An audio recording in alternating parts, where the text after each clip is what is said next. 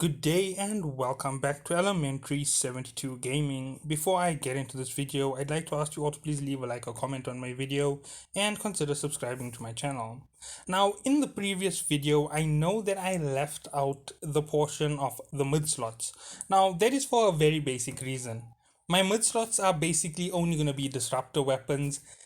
If you're using a stasis web of fire, it's because too many enemies are getting close to you and you aren't targeting in the right aspects at the right time through your combat. You aren't trying to get away fast enough and you aren't using your drones correctly. That's the reason why they're getting too close to you, and nothing should actually breach the 24-kilometer mark on you, so you shouldn't really have to worry about close range debuffs.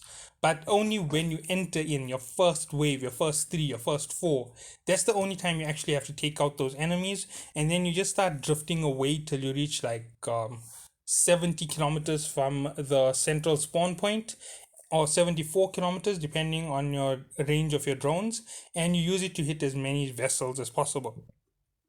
Sorry. And that's where you're going to gain all of your bonuses for actual combat. And once you have your large drone bonuses added in, if I'm correct where I wasn't giving the figure, you're going to get somewhere closer to 85 or sorry 85 or 90 kilometers on your drone range. That's with the large drones added to your control, and they increase DPS and so forth on them. Now, using the Sentry drones, as I said, wasn't a good idea for a lot of the ships, but some of these ships are going to use Sentry drones, and you'll find out why in a second. So, the Machariel, as I call it, is also another one of the battleships, and you're going to see that I am going to ignore some of its functionality. So let's look at it from the top. Plus 50% warp speed, plus 50% warp acceleration, plus 5 seconds damage control activation time. Okay, so that is its role bonuses. It's giving you warp and speed activation bonuses. Advanced large cannon operation bonus, plus 5% large cannon damage, minus 5% activation time. So a total of 25% extra damage and minus 25% activation time. And let's go down to the bottom. Plus 7.5% tracking speed and plus 7.5% accuracy fall off. And that is advanced battleship command bonus per level. So with this vessel, you are getting those massive boosts in tracking speed and accuracy fall off. Now, when I say that I don't really find a very good use for this vessel, you're going to see exactly what I mean as I go through it.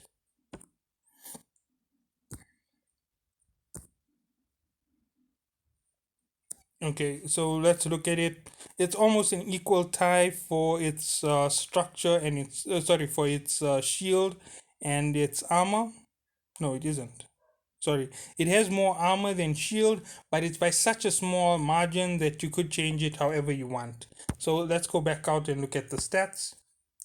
Now, this is also one of the builds that I have been thinking about. I don't have much research in terms of this vessel itself. So, if you find that something isn't consistent with everybody else's reports, that's most likely because I don't have it. I'm actually making this video a bit premature compared to when it is launching, so it might be about 4 or 5 days done in advance. So just be careful when you're looking at it. Some of the stats and some of the attributes of the shop may be updated or changed in terms of how you could use them. So yes, that is something that I may be making a mistake on this particular build. So 12,353 megawatt power grid output and a 9,978 gigajoule capacitor. Very small capacitor, very dangerous in terms of usage. Let's get into what we can put on the ship. Now, a lot of players are going to disagree with some of these fittings that I'm about to put for this vessel, and I hope that you understand exactly why I am going through this particular method for building it up. Now, yes, I know the large autocannon doesn't have a massive distance for its firepower. I know that it's more of the hard hitter on the close range, and the Martial most definitely could use these, but I'm not really going to fall into this category of weapons. Now, I know that it does look like I was about to, but no, I wasn't. I just wanted to show that for this type of a vessel, this short range combat style will expose you to a lot of debuffs. So once you get webified and once you get warp disrupted and scrambled, all of the bonuses of the ship fall away. So using the short range isn't going to be the best. Now, yes, I know a ton of you already are using the long range system to snipe with these vessels, but this isn't all about sniping, this is about something bigger. Let's open this.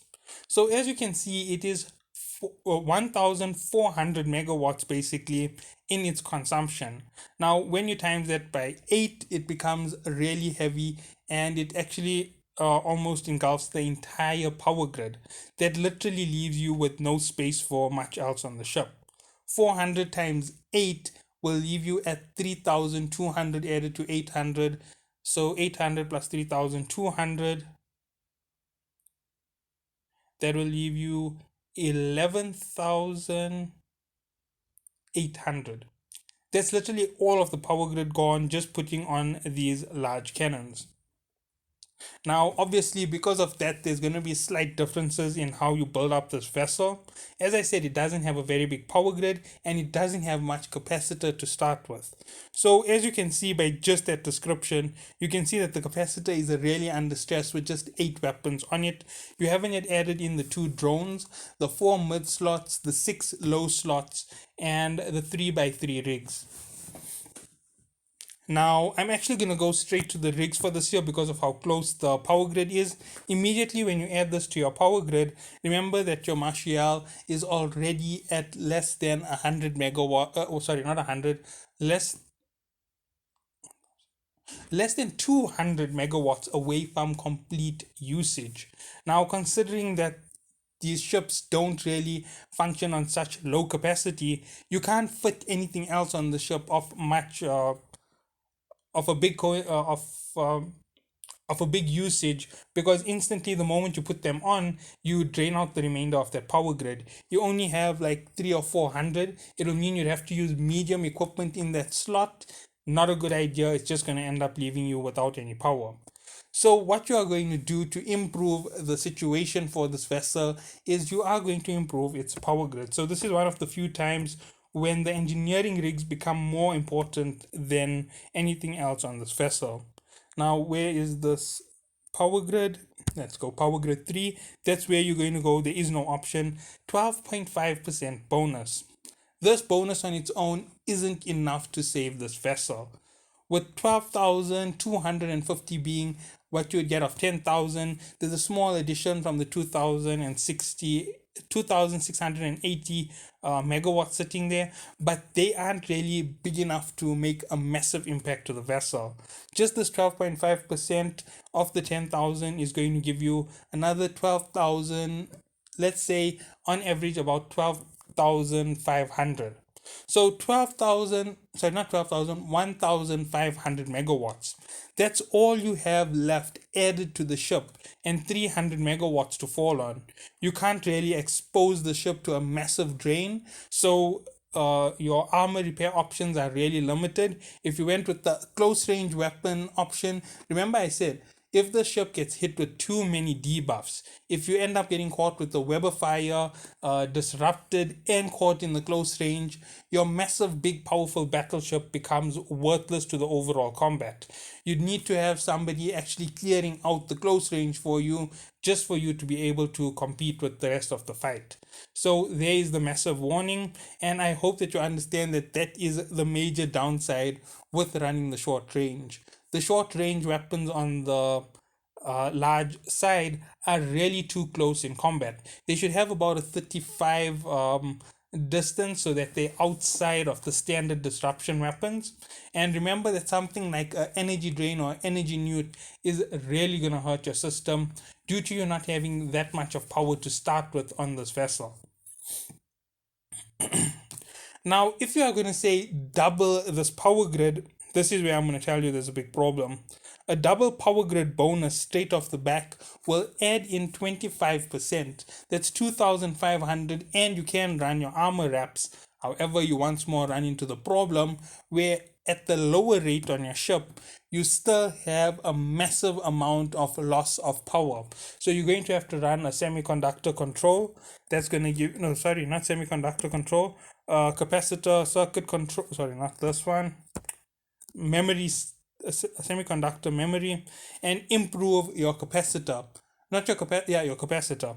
And with this being done, the improvement to the capacitor isn't big enough to sustain the loss that your ship is going through, so you really are back at the exact same position you started in, because you're not really at that rate where you can sustain regen, or you can sustain the ship in a prolonged battle. So that is the difference between every aspect that you put on the ship.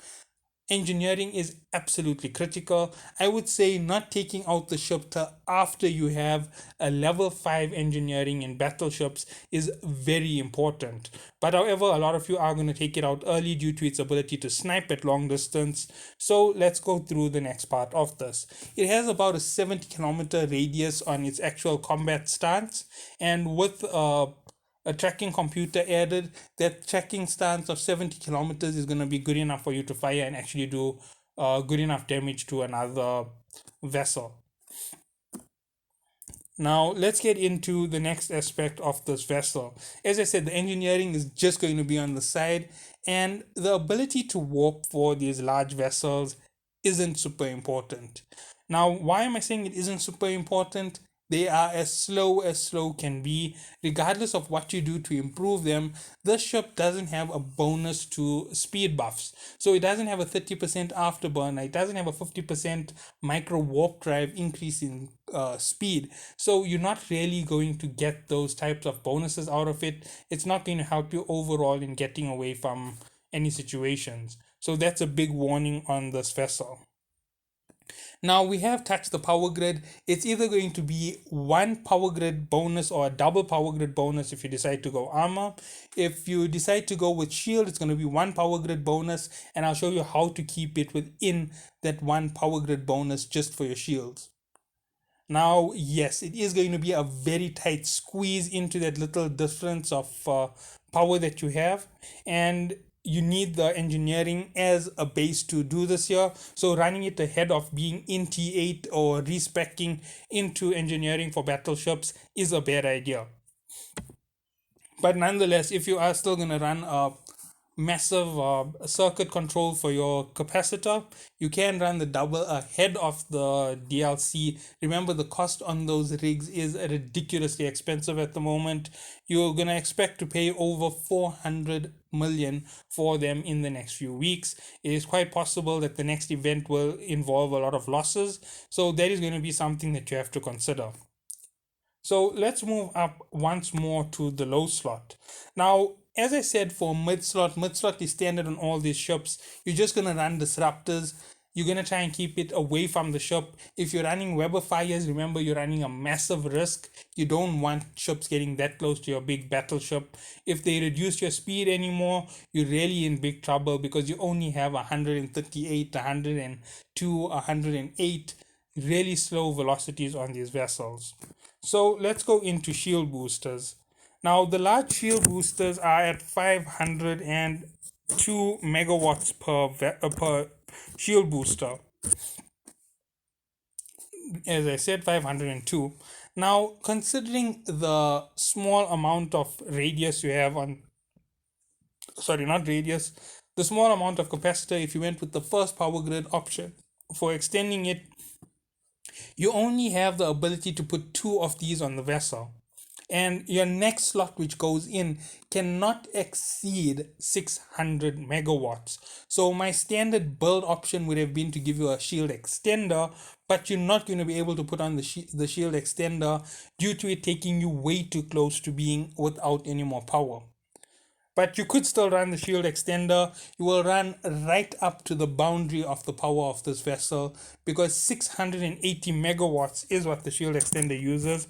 I'm just going to go down into it. As you can see, 680 megawatts, you wouldn't be able to benefit from it at that range. It is very close to knocking you out of your power.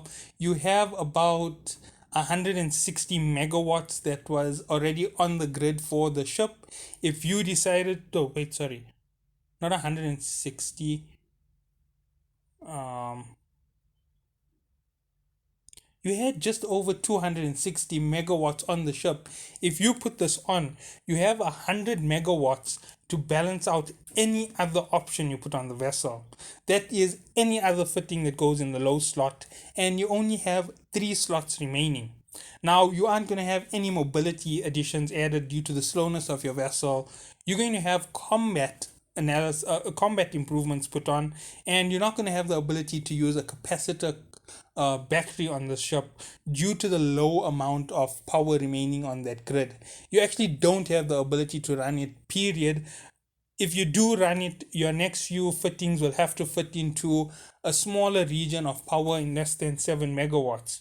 Once you have extended into your maximum training with the single power grid unit added to the ship, you could instantly go past this fittings and go with the shield extender and the capacitor battery to give you that bonus, because you will get another 1000, sorry, not 1000, 2500 megawatts added to the vessel. So yes, that is what you need for this vessel, just the basic engineering. If you are going to learn it instead of respec into it, that's about 3 to 4 weeks just to get that first level up. They are really expensive in terms of how far you have to go. It might be longer, I might be underestimating it. It could be up to 8 weeks to get that basic level into your gameplay. So, yes, that is a big warning, and that is just for one of the T8 skills for your battleship. Obviously, respecking is faster, it will help you a lot more because if you are using these ships, they're going to help you a lot more. Now, this is just the first 3 settings. As I said, the fourth one is the capacitor control when you have enough engineering on your ship. Now, if you went with the capacitor control and you are waiting for that point, you have only 2 slots left. If you are any of the other players, you have 3 slots left. Now, as I said, you're going to focus more on your weapons. So let's go down. You're going to see that I haven't touched the damage control unit. Now, this is something that you can fit onto your vessel. You do have a bonus for it on this ship, and it's a very small power user. So adding it on as a quick and easy 5th slot for defensive play is not advised, even though there is a bonus for it, which is quite a considerable bonus of plus 5 seconds.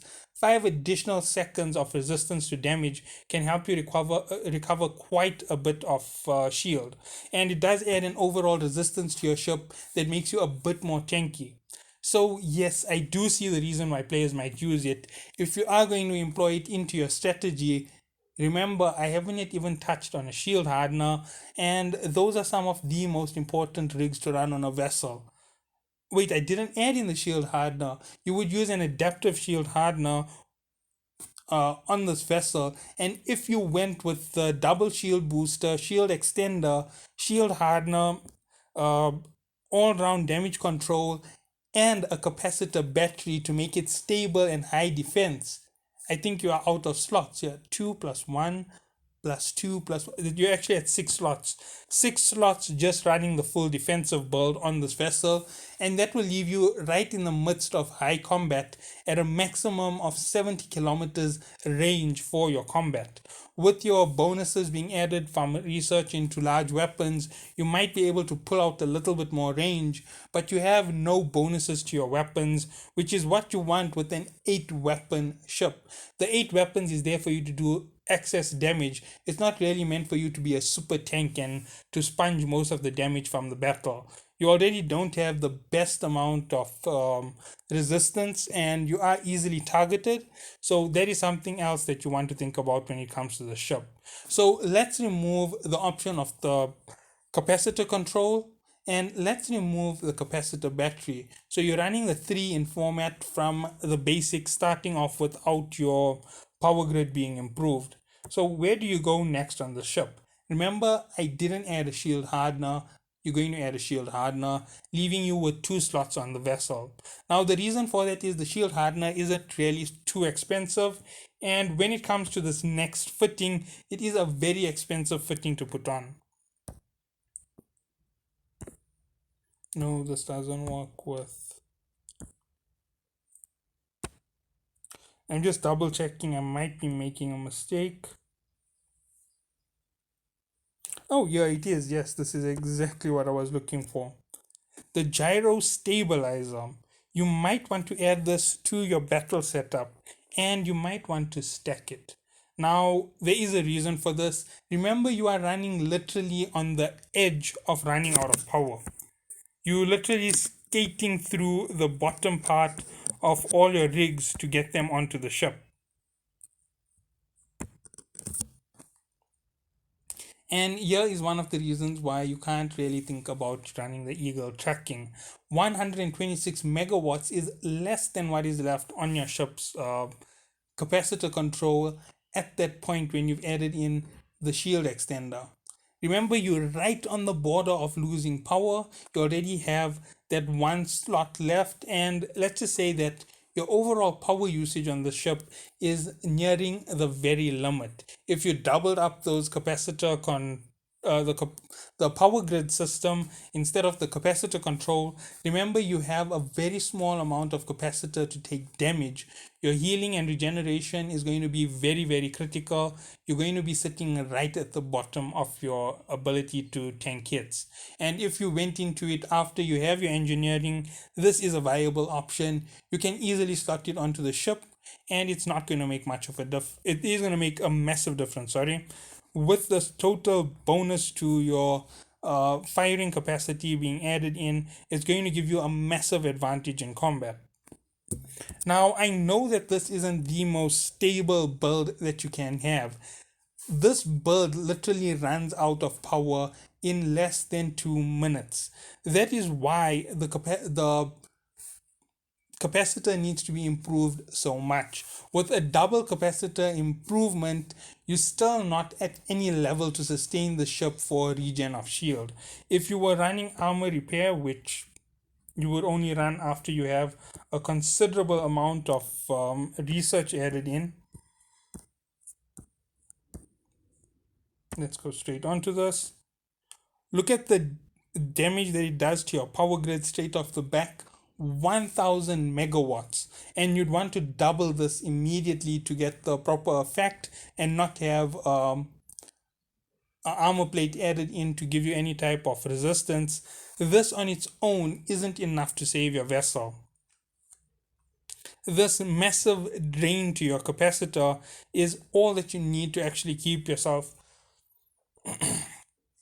running as an armor tank. However, the massive amount of capacitor usage from it literally means you must have mastered battleship control to use it.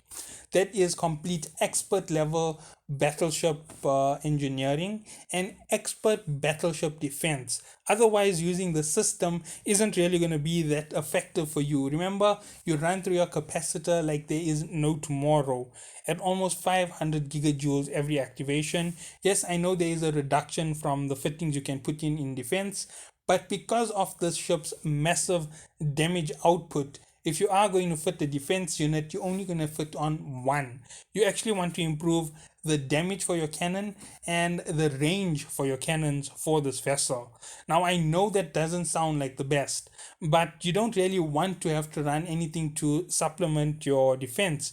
You want to actually run damage, increase damage for your cannon, increase range for your cannons, and improve tracking speed for your cannons to give you that massive hit with every shot. Now, that is what you want to use on your Machariel. Now, I know that my build doesn't really support it the most. That's because I didn't add the tracking computer as a number one priority in the build. If you add the tracking computer after defense, after you have enough engineering on the ship, it's an entirely different story. You would go with the double shield repair, shield extender, because you always need that little bit of reprieve to recover some of your shield, and you're going to require to run your next few slots in just two damage units, and improved fire rate so that you fire faster, and and a tracking computer for improved range. You don't want to stack computers on this vessel straight off the back. If you do stack computers, remember it's a heavy power grid drain, and on top of that heavy power grid drain, the one thing that you are losing out for this vessel in particular is the ability to actually take some damage. Remember, when you double up that uh, damage control units, you're only improving the distance you can fire for 10 seconds, and you can only get one shot off in that time. Yes, I know with the research in your cannons, if you are sticking with cannons, you're going to have a lot of an advantage when it comes to using the tracking computer. Sorry, no, the tracking computer isn't part of it. You're going to have a lot of advantage with your overall combat style, but you aren't going to have that advantage in actual firepower.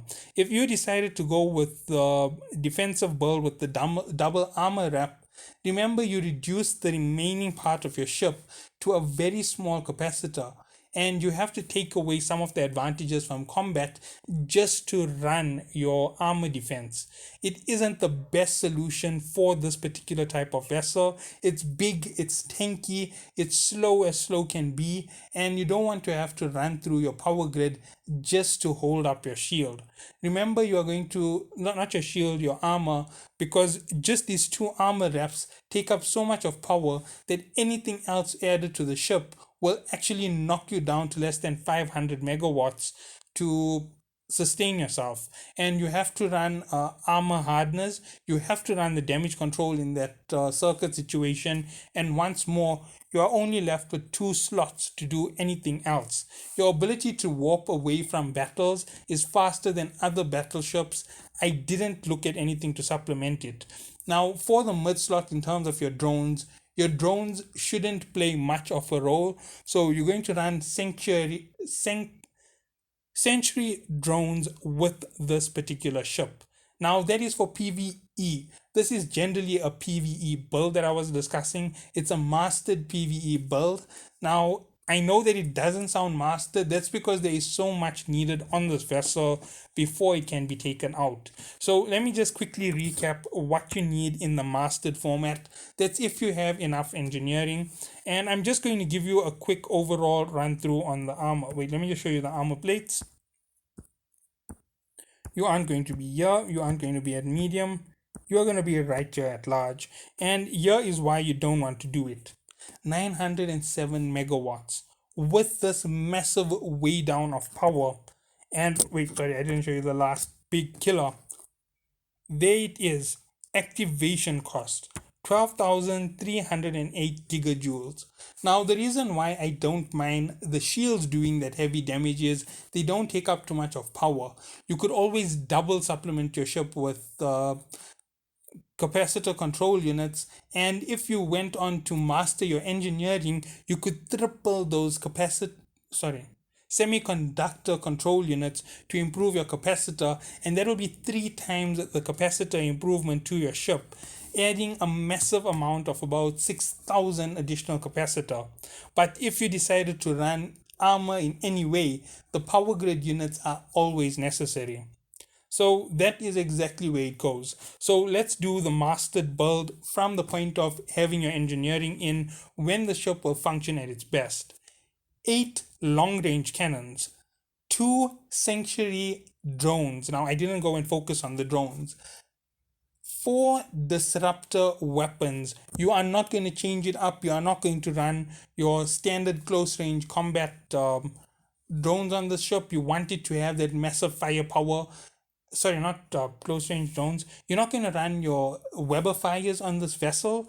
These vessels are so slow that running a Weber fire to tackle anything is quite useless, to the point where it can't do anything. You require another ship to take them down and hold them down for you to really pack on that damage. And you can pack on a massive punch in terms of damage. Let's see, there was 500 times 8, almost 4,000 damage a hit. And with research and your units for improving damage, you could actually improve your damage quite a bit more. I'm not going to give a figure because it will just be an arbitrary number out of the top of my head. So let's do this build quickly. All right, mastered control, 8 cannons, 2 sanctuaries, 4 disruptors based on the faction that you are facing off against. Then moving on below that, you can run 2 shield boosters, 2 shield boosters with a shield extender, a shield hardener, that is your 4, a tracking computer, and a gyro accelerator. So a weapon accelerator to improve your firepower.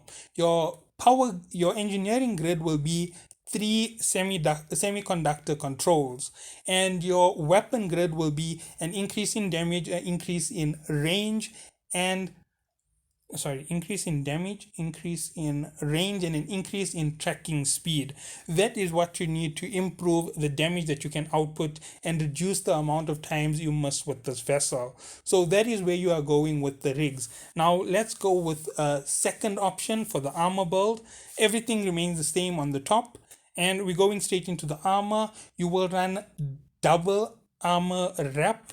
That is going to give you a massive armor regeneration. It's going to make you very tanky. Remember, armor holds quite a bit of resistance across all aspects, so you always have resistance in armor.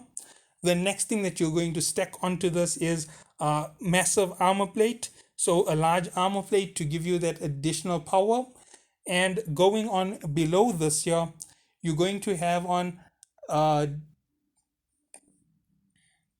a damage control unit. Sorry, no, you're going to have an armor hardener, and you're going to run the same 2 weapon control units, the gyro increase for speed, and you're going to improve it again at that last section with the improved tracking unit for the tracking computer. So that is everything that runs into the armor build for the ship. When it comes to your rigs, you need a capacitor control circuit. Now, yes, as I said, this was for once you are in the build already. That's 2,500 added in just from your basic edition. Actually, it's more than 2,500. If I'm correct, it's more like a complete 2,750. And moving on, oh, no, sorry, it's not 2,750. It's somewhere close to that figure. I'm just not getting the figure 100% correct. It's 2,780, 2,800. It's somewhere in that figure. I don't have the maths 100% done for that particular part of the ship. You'd need to have an advanced level engineering done, and that will take you all the way to T9, because you would disadvantage yourselves in terms of weapon research just to get the engineering up enough to run your armor rigs without running the massive loss of power. So it's going to be 1 power grid control unit added into your engineering, and 2 semiconductors to improve your capacitor. And that is the mastered build for the Machariel. Now, at a later stage, when you have a mastered level of engineering, you could swap around some of the rigs, but these rigs are going to generally focus you all the way to a very high level in the game. You could swap it out for close range and play the much harder tank build with trying to do close range damage. I don't really recommend it. At that close range damage, you're actually going to focus completely on defense. Everything will be in defense. That's going to be capacitor control unit, shield extender, not shield extender, sorry, armor extender, armor wraps, damage control unit, armor hardener. There's going to be no improvement to your ability to fire your weapons. That is a massive warning if you decide to go close range with this vessel. And the big warning for you is you're going to get disrupted like mad. You're going to have to run Weber fires for a close range combat style, because you're going to be keeping everybody within your 20-kilometer radius with a very low attack speed. So yes, that is all the warnings for the ship. I hope that you do enjoy, and I hope that you enjoy this mastered battleship series that I am making. Thank you all for watching. Have a good day.